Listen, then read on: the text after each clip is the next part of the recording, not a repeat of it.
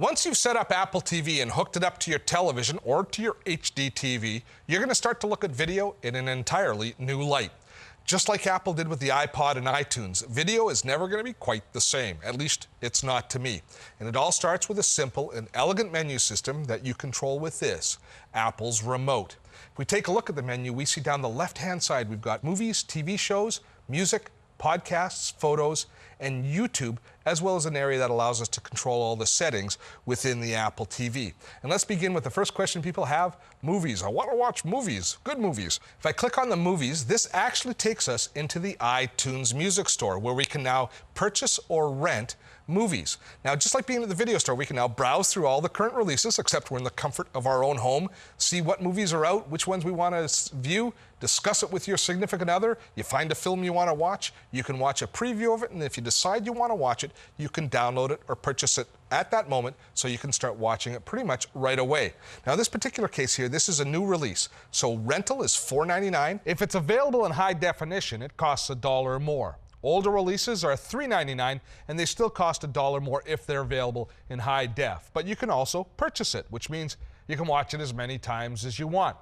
Now, as far as the rental is concerned, once you start watching a movie that you rent, you have a 48-hour period to watch the movie in its entirety. And you can watch it on your computer, you can watch it on your Apple TV, or you can even watch it on your iPod or switch back and forth. But you have 48 hours from the time that you start to view it. Now, if you don't want to start watching it right away, you can wait up to 30 days to view a movie that you've downloaded from the iTunes Music Store.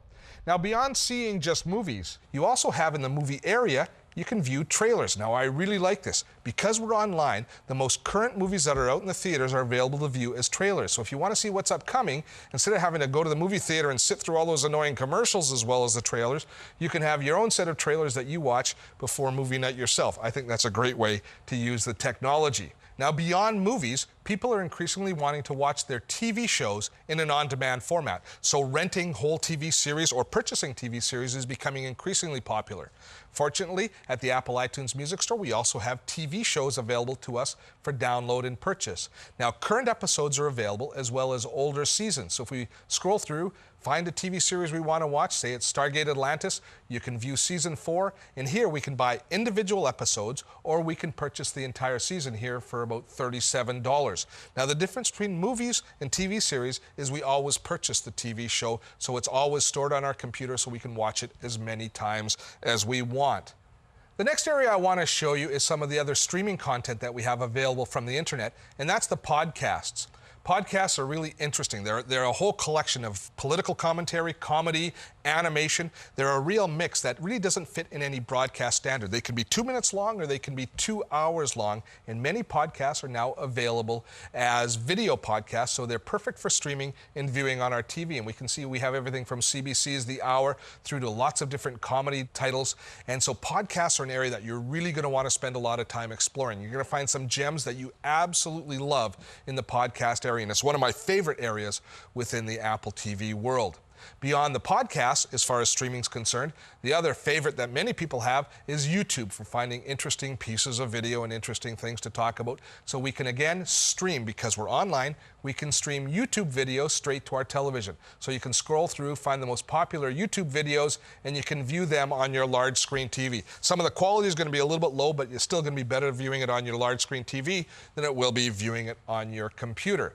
Now, the other types of media that we have available is, of course, our own media, our own photos, and our own music. And I just want to quickly jump into the music area because, as I mentioned, I have synced my entire iTunes music library to my Apple TV. And if we go into the My Music area, we can see all of my music available to me here. Now, I've got about 4,000 songs. Now, because my home theater system is going to be far and away the best sound system that I have in my home, I'm often going to want to listen to my music over my Apple TV. And this interface is beautiful, where we have the cover flow of all of my different title album covers scrolling by. I have access to all of my playlists that I set up within iTunes.